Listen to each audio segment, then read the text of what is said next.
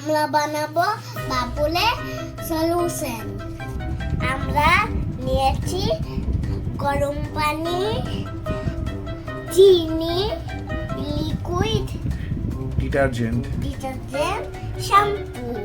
চিনিটা গরম পানিতে ঢেলে দিচ্ছি।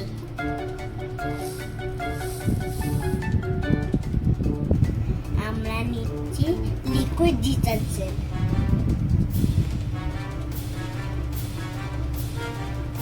এখন দিব শ্যাম্পু।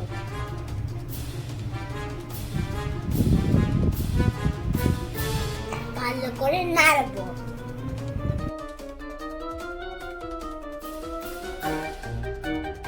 হয়ে গেল আমাদের বাবুল